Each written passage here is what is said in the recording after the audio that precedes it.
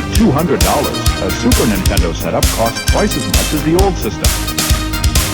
For the money, the company promises better pictures, sound, and adventure.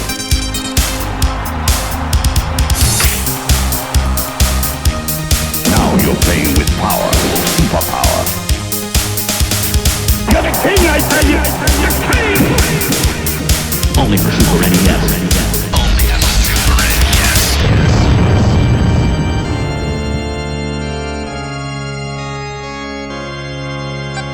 You're listening to the SNES podcast with your host, Soulblazer. Hello, folks. This is the Super NES podcast, episode number 241. I always do that. It's too many darn episodes about this point. But right. Anyway, I am Greg, joined by Author Joe, as you can probably tell. Hello. And we're covering a game that we believe was Joe's pick. So we made these picks a while ago. So because we kind of did the whole year at once. So certain memories about who did what is kind of phasey at this point, but I'm pretty sure this was like his pick. So we're covering another video game based off a movie, which are usually pretty craptacular, but not always. So we'll see how this one turns out as we get into it. We're covering not Addams Family, which we actually have not covered yet on the podcast. It looks like, at least I don't believe. I don't remember covering that, but Addams Family Values, the sequel. So we will have to double back and check out Addams Family at some point, because by all accounts, Addams Family of the Super NES was probably one of the best games Ocean ever made for consoles, according to like most people. So that makes me very curious to play it. That's not a high bar for Ocean, just saying. No, Ocean had a very mixed track record, but for the most part, their track record is not that good. So, this is actually the third Addams game which came out on the Super NES. There was first, as I just mentioned, Addams Family, which is the video game adaptation of the original movie. And then there's also a game based off the animated TV series, Pugly Scavenge. Pugly Scavenge. What's the full name of it? Scavenger, I think. But yeah, something like that. But yeah, I know it's based on the cartoon. Which I feel like I forgot to because yeah, at some point we'll play those other two games. I will just say that graphically, the Pugsley game looks really good because it looks like the cartoon come to life. They did a good job. Said it's also terrible to play. Like, I believe it. It's absolutely horrible experience to go through. So Addams Family Values, it's like the third game. So Ocean had the rights to develop the Addams Family games. So Flags developed this game. They didn't always have the rights, because Festers Quest, which we're going to compare this game to a little bit later on for the NES, was actually done by Sunsoft. So at some point. But at that point, Addams Family was not a very viable property, because Festers Quest came out in the late '80s when nothing was being done with the franchise. So I think Sunsoft swooped in and sang it for a song. So when the movies came out and have to breathe new life like into the franchise, I'm sure there was a bidding war that happened behind the scenes. Ocean probably paid a lot of money to get the rights to make the games based off the movies and TV shows. So yeah, absolutely. But Joe and I did discuss. Side note, real quick. Joe and I did discuss Festers Quest a little bit previously last time we talked. I like it. I think it's a very good, like, Zelda-ish game. It is very, very hard. And I was telling him that it was recognized at the time how hard the game was, because when the game came out in Europe 7 months later, they tweaked the game programming to make it easier. So, if you were somebody like Joe who struggled with the game when it first came out, try the European version instead, because that version of the game is definitely easier. It's more fair as far as the gameplay goes, and they certainly fixed some of the bugs and some of the issues that the original game suffered from. But even still, I still like Festers Quest a lot. It wasn't as fun. It wasn't much fun as like, say, Batman or Blaster Master, but it was still like a very good Sunsoft game. Like great Sunsoft music. So Addams Family Values plays a little bit like Festers Quest, but it's probably but I think it's more accurate compared to like Zelda, especially Link to the Past, because this game takes a lot of inspiration and looks and game ideas from that game. But so maybe like 60% Zelda, 30% Festers Quest, 10% kind of like miscellaneous. So I'd probably say is a breakdown of how this. But again, you are playing as Uncle Fester in this game, just like you were like in that past like NES game. So. I have not seen Addams Family Values. I remember watching the original movie back when it came out when I was a kid and liked it. I never watched the sequel, however, which came out in 1994. We are in the same boat. I thought about that like as I was like checking the game out, and I even said, "Oh, I need to watch that movie," because I actually own both movies, but I've only seen the first one, and I totally failed to watch the movie. So. There's that.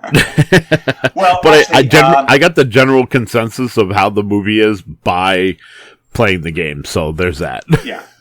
Well, actually, let me make up a correction. The movie actually came out in November '93, so there was a pretty sizable delay in getting this game out because this game did not come out in North America until February 1995, like more than a year later. So I'm sure that didn't help things any because of how late the game. The game got released in Europe a few months later, like in May as well. Second, compared to the original movie, Addams Family Value got very high. Was pretty well received. People consider it to be the better of the two movies. It definitely did better with both critics and also the box office. And you go and watch the movie today, today, and don't have a physical copy like Joe does. You can stream it from Paramount Plus, and it's also available for rental on several sites, such as like Amazon Prime and Apple TV. So there's that. But I looked over the summary of the. But I looked over the Wikipedia summary of the plot, the movie here, and apparently the game, for some reason, the game has nothing to do with the plot at all. They did not use it. Doesn't sound like that they used the movie at all for the plot for this game. So I don't know what happened there either. But no, in the game you're taking the role of Uncle Fester, as I already said. You're searching for recently kidnapped baby nephew Pubert E. Adams. So and you can help from various Addams Family people who make cameos, like another well-known characters. Like the TV show. So the movie, by comparison, is it's pretty different. You're talking about like a bachelor party and a camp and like somebody trying to blow up the house and other stuff like that. So okay, that's slightly different than this game. Yeah, so maybe they felt like that they really couldn't turn the movie plot into like a good enough game. So, I mean, which if they recognize that, kudos to them, because people like don't bother trying to do that. So right. So, but and also like the original movie, this movie's also like stacked with stars. It definitely has like an A-list flaming cast in it, like for sure. So, so I will have to watch this at some point in the future. I'm sure also. But anyway, so Addams Family is still around today. They also side note, they also made a pinball table based upon the original movie, which is still the most produced pinball table in history. They made the most copies of that game compared to anything else. So, very, very popular game. And the game, and it's a good like pinball game for sure. Like it's definitely like fun to play. I love that table. There was some other like Addams Family. There were several. There's several other Addams Family games that came out at this time period. Also, the franchise is still around.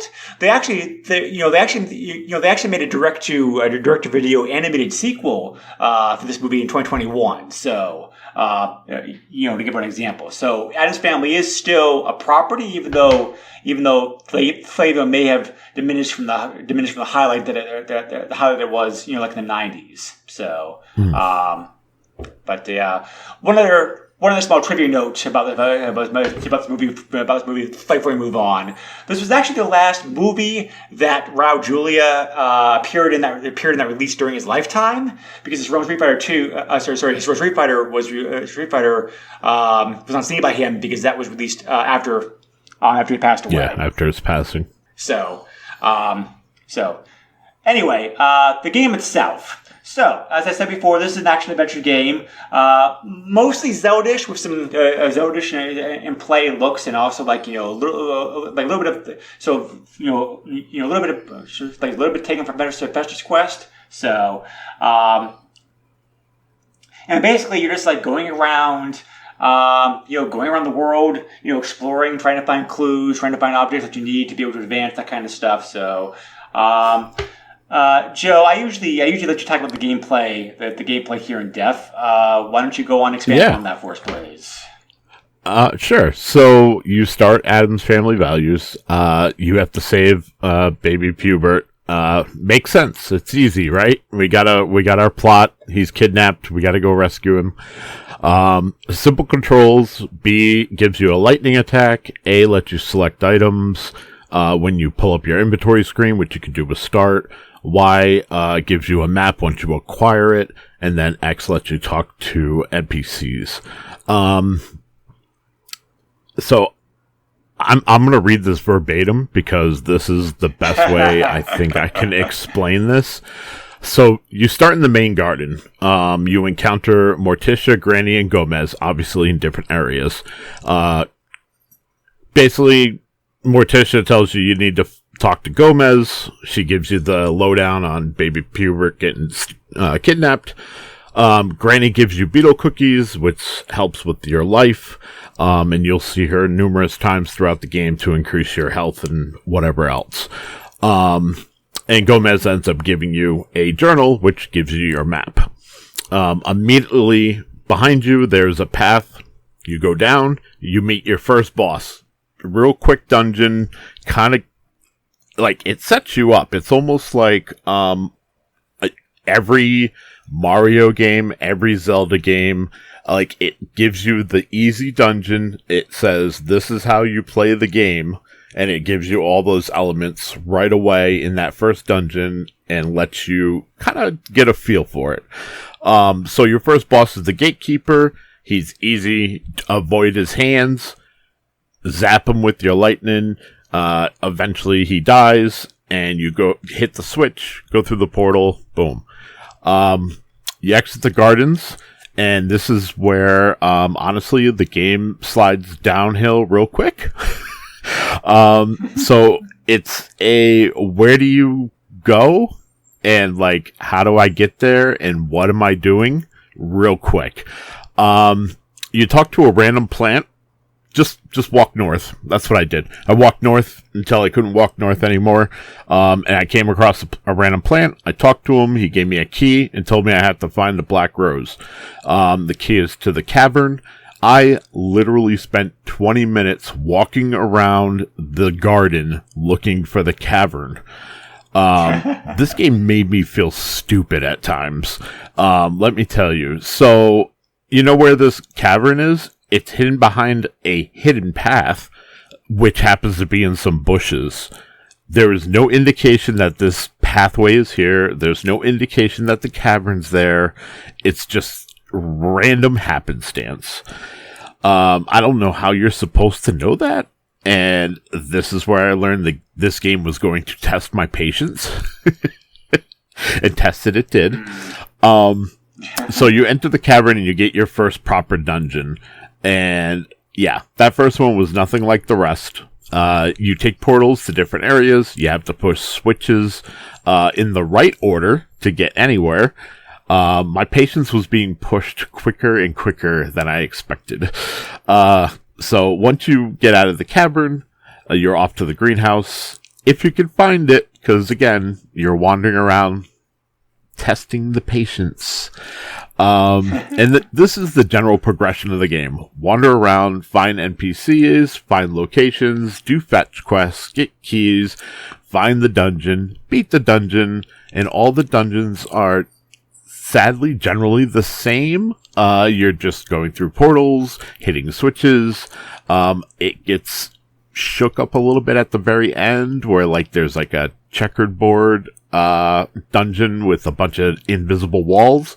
Talk about frustration levels really, really high. Way up there. Oh, I should probably mention no game save. It's a password system, and every time that you need a password, you have to go all the way back to the swamp to talk to Cousin It. And this game makes you backtrack a lot. And going to see Cousin It, as annoying as it is, if you're playing this on the cart, you need to go back and talk to Cousin It, because they fool you and let you believe that when you die, you can just hit continue. But it's a lie. When you continue, you start off where you left off, which is great, but you only get one hit. You get one of your skulls, not full skulls. And your attack, which I didn't mention, but it deplenishes every time you get hit. So it becomes shorter and shorter and shorter, which means you're going to be taking more and more hits. It really is a domino effect. It gets worse also because the fact that he's kind of hidden to begin with. So it's like you're also you're more likely to, this happened to me a lot, that you're more likely to die trying to get to him in the first place than you are actually like trying to actually like suffer the pain from like the continue system. So yeah, I really would advise playing this emulation only because save states are a godsend for this, because absolutely. Because doing this with passwords back in the day would have been not impossible, but it would have been like really aggravating unless you had like a map and a guide to really explain to you what to do. You said this is what, 1995? Yes. Okay, it's 1995. Passwords do not need to be 20 characters, which is one of the things that drives me nuts with the password system here. 4 simple letters, maybe a number or two, like 6, 7 characters at the very most. Like, horrible. Anyways, so that's pretty much where I'm stopping with the general walkthrough for the most part. Now we're going to hit more general ideas, but I wanted to cover like the levels and areas that you come across, which is the main garden, the greenhouse. You have the stone gardens, the icelands, the swamps, the mountains, the western forest, the wetlands, the morgue, the sewers, of course, all the dungeons, and then finally Debbie's mansion. Yep, they're all linked by like caves, teleportation portals, and crumbling bridges. Yes.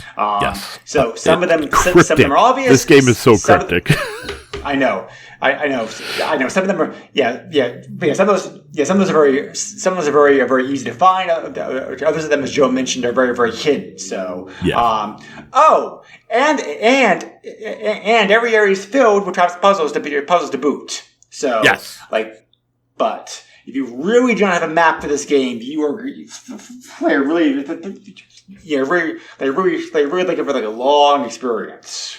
Yeah, and I'll definitely talk about that when we give our overall thoughts on the game. So, good thing, I guess, kind of, is you're not stuck with your lightning attack. You can throw rocks, but they're kind of useless. The rocks are basically gathered so that you can trade them for blue marbles, which are a little bit better.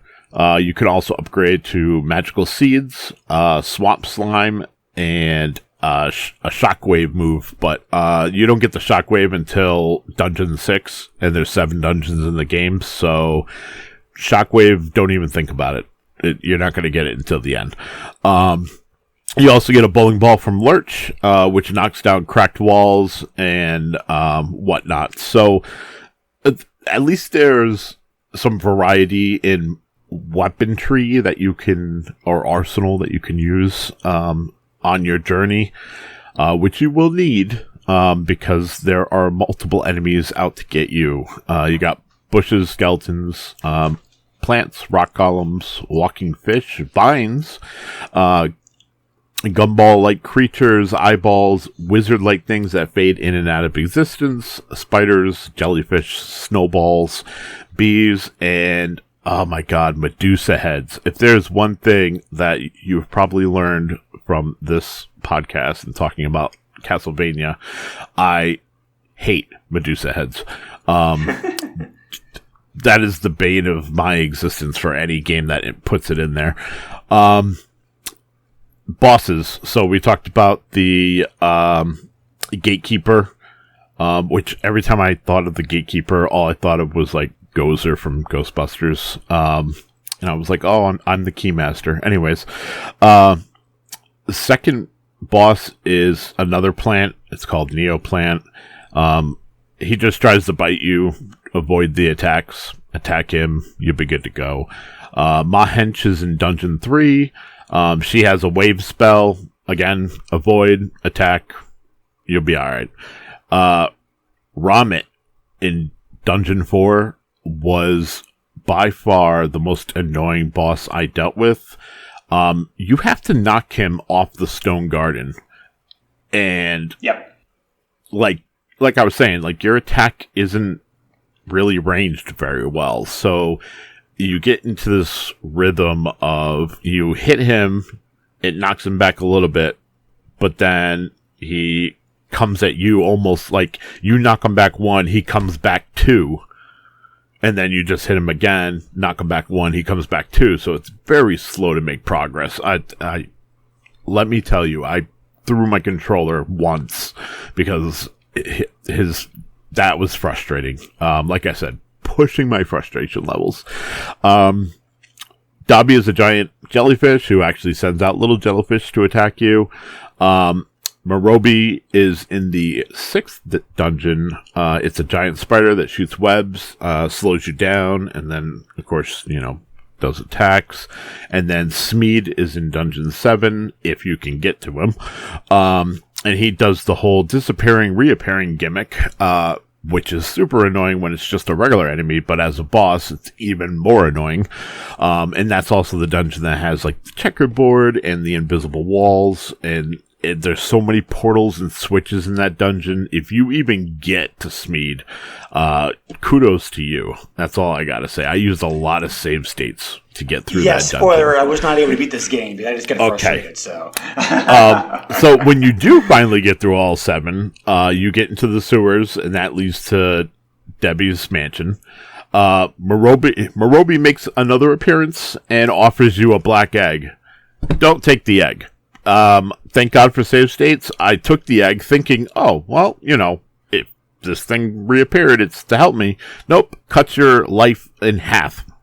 Just automatically takes half of your life. And you're going to need that life.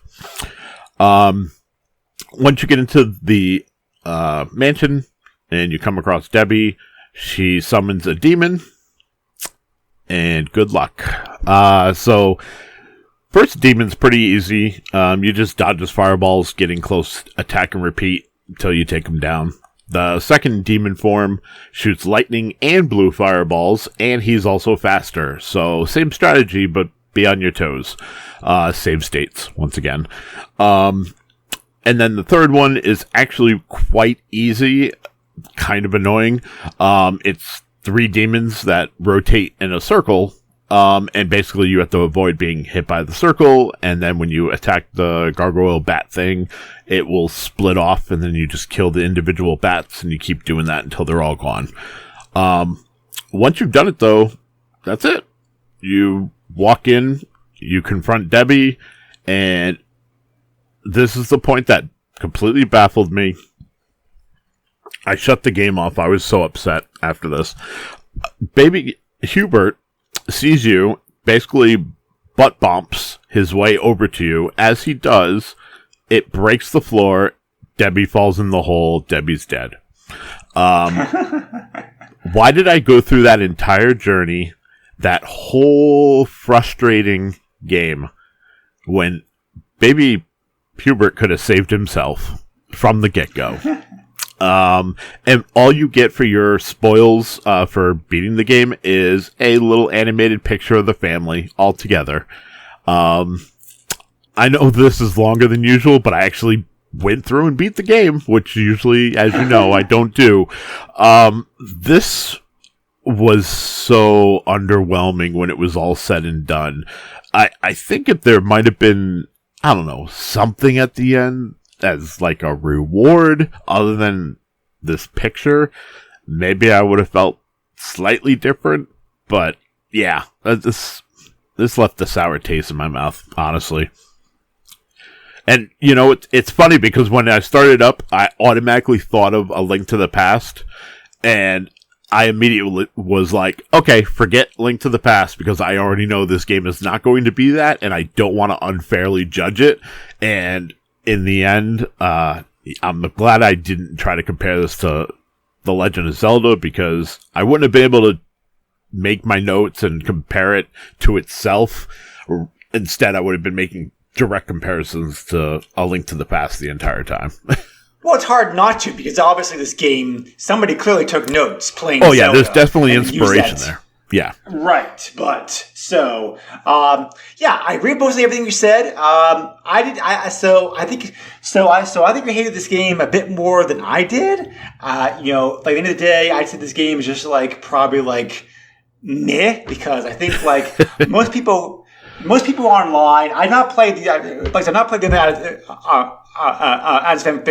Addams Family games, so take it with a grain of salt. But most people out there online consider that the first game is the best, and like in this one, and then like the Pugsley game as being the worst, the worst of the three. So, right. We've been pretty harsh on this game for a while. There are a lot of positive things to say about this game. So, I will say that as far as the map and the map and the stages go, as confusing, as frustrating as it is, I think there is a good variety. Of step mixes here for the stages that you go through, because they are different enough that you get a sense of like actually going somewhere, even though you are feeling lost and confused for like a lot of the time. So there is that, for sure. So, and then I also think that the world is not that huge. It feels bigger because of all the running around and exploring and getting lost that you have in this game. If you, which we'll talk about later on, we'll talk about the speedrun for this game. If you know what you're doing, it's actually it's actually a fairly quick game to beat, and the world shows as how small it actually is. But at least they gave the sense of it being big. So, I would be curious to see what the actual design for this game was, because I'm like, there's so many questions here, because it's like the game doesn't really have anything. The game doesn't tie into the movie very much, if at all. It came out way late after the movie, like over a year, which makes me wonder like there's some delay that happened in the place. But it's like, so it's like it's obvious what they're going for. They really wanted to go for like a very like gothic horror vibe that the movie's also like draped in. So it's like, clearly developers wanted to go for that in terms of like look and feel. And I think for the most part they succeeded. The game definitely, we haven't talked about graphics yet, but just the actual presentation of what you're doing in this game kind of feels like very like gothic-y. So I think for the most part they did succeed in that. The graphics are definitely a highlight for this game, like for sure. So we can talk about graphics and music now. The graphics of the game are gorgeous, and I thought like they really do capture that gothic horror vibe that developers are going for. I'm not a fan of how Fester looked. Because I prefer the more realistic style that the style that the NES game Festers Quest had, even compared to this kind of cartoonish 16-bit version, the version that's here in this game. But having said that, it's consistent with the feel of the game. I'm like, okay, the developers wanted to go for a theme and a feel here. They succeeded, so I'm okay with him looking like the way he does. So there's some cool shadowing parallax effects present in the game. Mm-hmm. So the programmers were skilled. I mean, like I said, this was not Ocean's first Super NES game. They knew they knew they're doing. So like they knew they're doing like the hardware. So there's that. The controls are very easy and simple to pick up on, as Joe mentioned, and I don't know this is your experience also, Joe, but I found I actually found the controls to work pretty well with this game. I thought that some bugs and issues aside, which we're going to talk about here later on, if you actually can't hit an enemy, the collision detection system in this game felt fair. So I do think the actual gameplay itself is fine as far as it goes. Yeah, and I know I was very negative with my review, but the controls were responsive, and that's why when I was talking about how you beat the bosses, I left it short and sweet, telling you you gotta dodge and attack, because you can actually do those things. The controls will respond to what you're trying to do, which is absolutely a highlight for sure. Yeah. Right. So the music is also pretty good.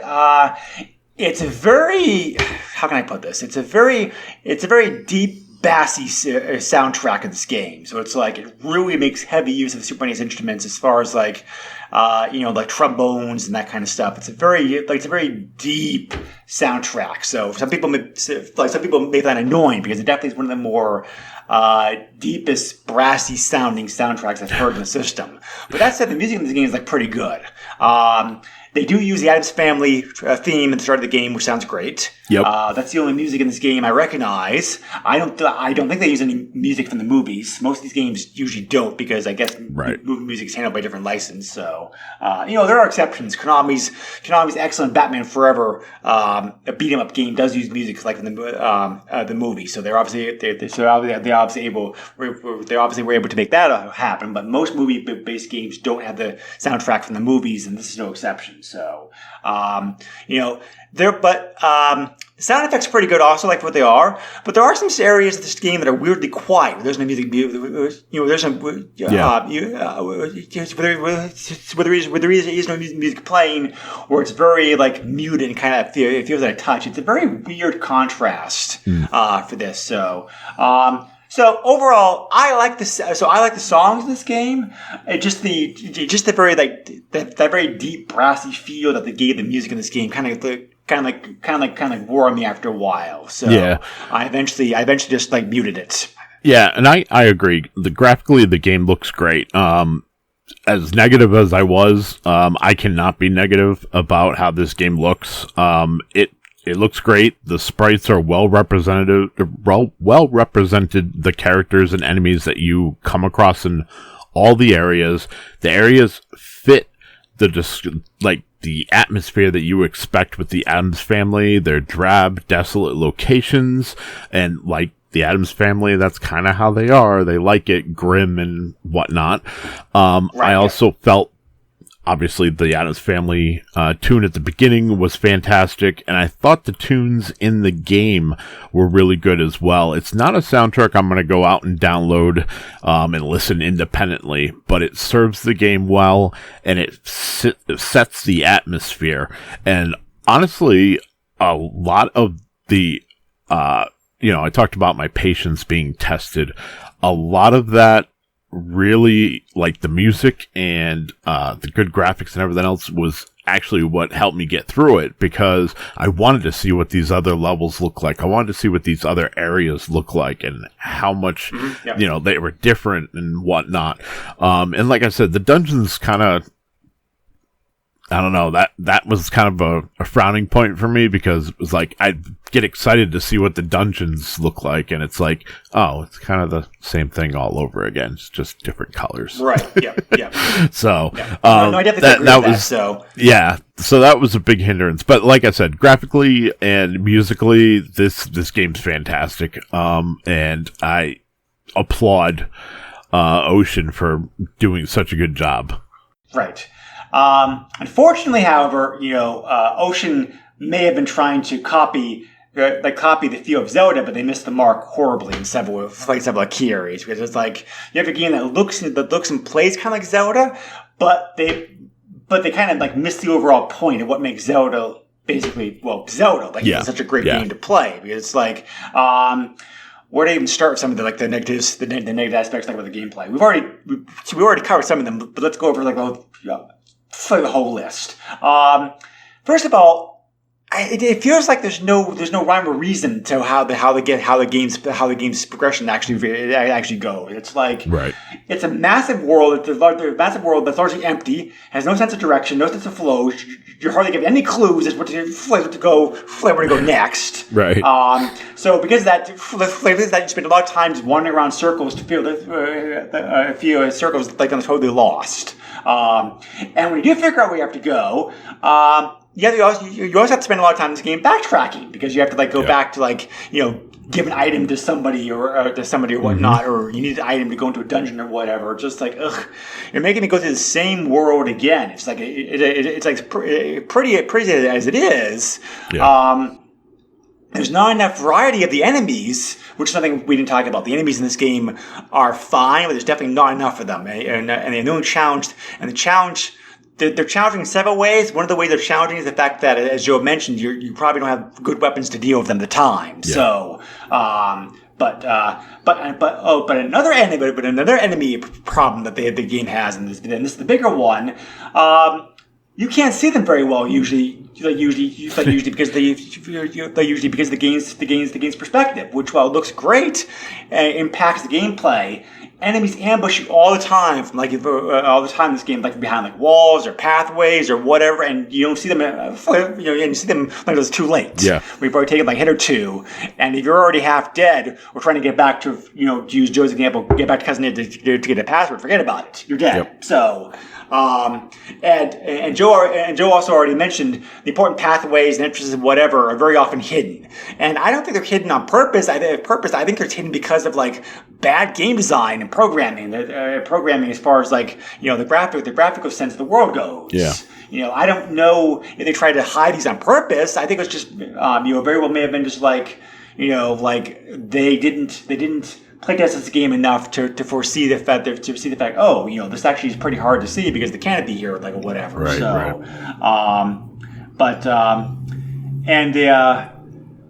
And then you simply have to memorize large areas of the world then to get around because you are going to be getting around a lot unless you actually have a map handy to help you with the gameplay. So, and we already mentioned how ridiculously difficult it is to get to Cousin Ed. So I'm not even going to talk about that. It's why couldn't they give you a password when you died like most of their games? Yeah. It's why do you have to go to somebody hidden in a swamp to get a damn password?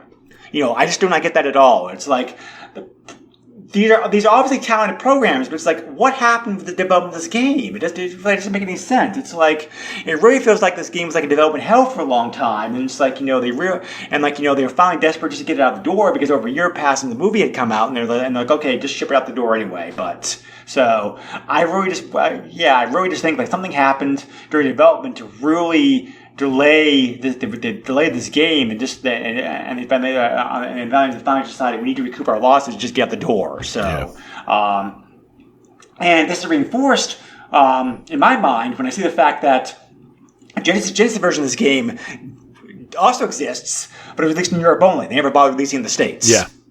So I think again they realize this game's not. I think they realize this game's not very good. Let's release it in our home market because Ocean's an English company. So right.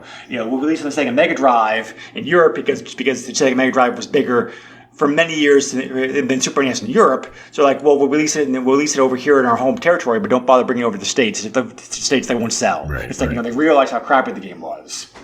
Just it's a shame. It's a shame too, but it's this game wants to be fun. It looks great. The gameplay is based upon some great games in my mind. I think it's if simply I think the analogy forest through the trees is appropriate here because you are going through forests a lot in this game. Yeah. So I'll use it. It's they miss the essence, the essence of what makes what makes games like Zelda so much fun.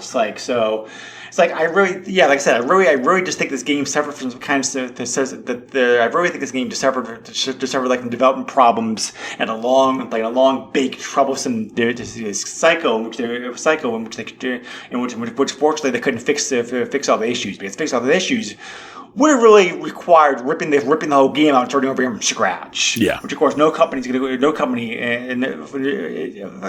eager to do, especially back in those days when it's like big companies nowadays.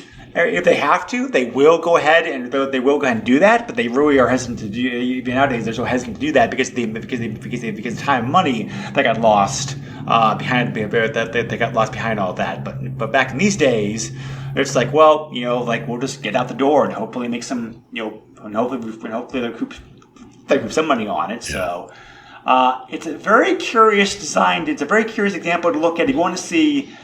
If you want to see what makes a bad Zelda clone, this is a great example for you to look at as far as what happens. Yep, 100%. I don't know if you want to add anything else onto that, Joe.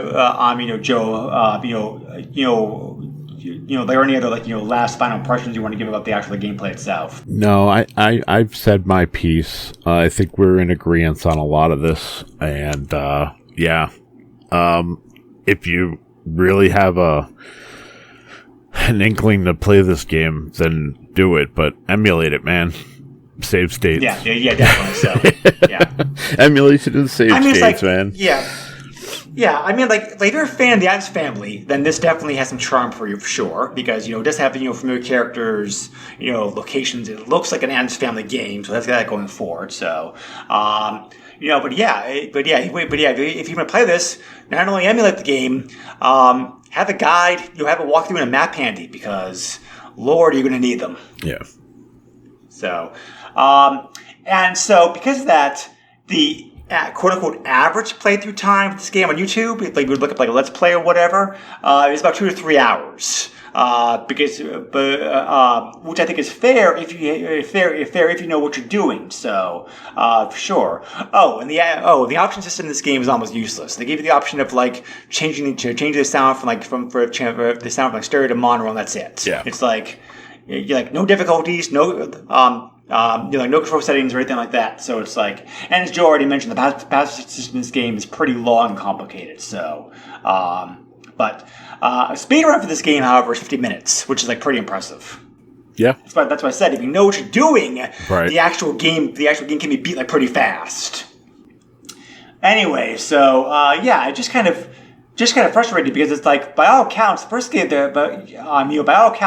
game in this franchise, based on the first movie, was a pretty good game. It's and this one, unfortunately, Ocean's going back to Ocean, unfortunately. So, yep.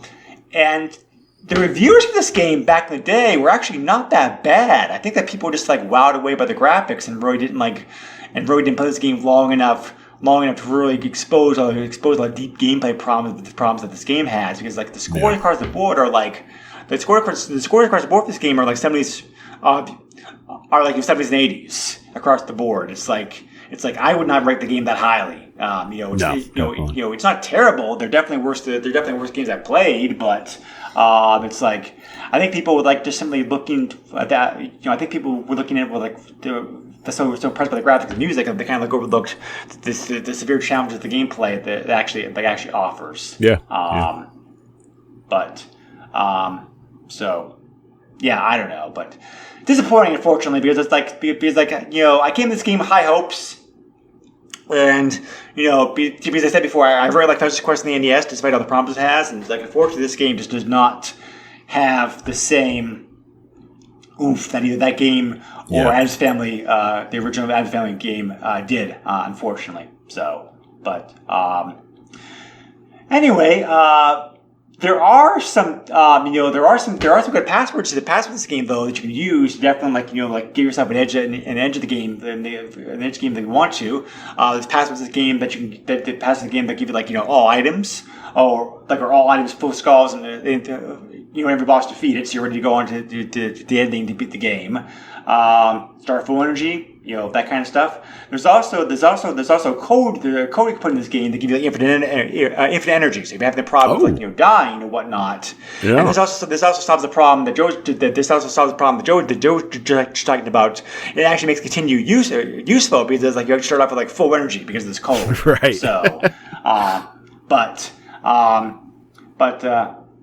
So yeah, so there's that very useful code and also some good passwords, which I also would suggest if you decide you want to like check this game out, for sure. So,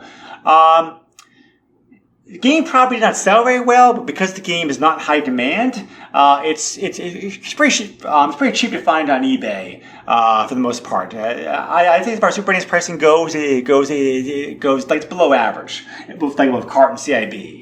The time of research, 47 copies of this game were listed on eBay. 19 copies have recently sold. Cart prices. These prices include shipping. Carts of the game were sold anywhere from $14 to $31. CIB copies of the game sold anywhere from $54 to $80. So overall, I think it's like fairly cheap, a little bit below average as far as the Super NES games go. So yeah. Even two sealed copies of this game were sold recently, sold for pretty good, cheap sealed prices. $242 and $307 were the sealed copies of the game that went for. But so not an overall expensive game to add to your collection if you do want to collect. If you are a collector or you want your collection because you're a fan of the Addams Family, like or whatever. So definitely good promise of this game. Definitely good premise, but they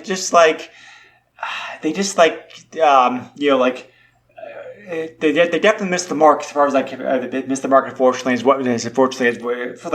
like what made a good Zelda clone. It's like, unfortunately for Ocean, this is like pretty typical like their track record. Like the time period. So I guess it is what it is. But anyway, so I think we've talked about this game about as much as we can at this point. Anything else you want to say to wrap things up, Joe? No, like I said, emulate, save state. I guess I probably should have looked up passwords, and I guess you could use the passwords to have infinite energy. But yeah, I'm still going to say emulate and save states. And honestly, you should at least check it out. I will give it that. Check it out. Use a FAQ. That on GameFAQs, there was at least 2 walkthroughs I saw that were super thorough and don't spoil anything. So it'll help you get through. Right. Yeah, for sure. But as a side note, this was also the last Addams Family game to come out in a console for 25 years. Another Addams Family game would not come out until 2019. That was like Addams Family Mystery Mansion came out for the like for phones, Android and iOS. I'm sorry. There also was a 21 game called Mansion Mayhem, the PS4, Switch, PC, Xbox One's Series X. Yeah, I was going to say I have Mansion Mayhem. I have not played it, so I can't give any insight. But yeah, I got it on Steam. I think I got it through like a Humble Bundle or something like that. Of course, that's how you usually get like a bunch of games. Yeah. So I got a bunch of games, but I have heard that it's actually a pretty decent little platformer. So at some point, the graphics are very impressive. Like it's a very nice looking. Yeah, it's very.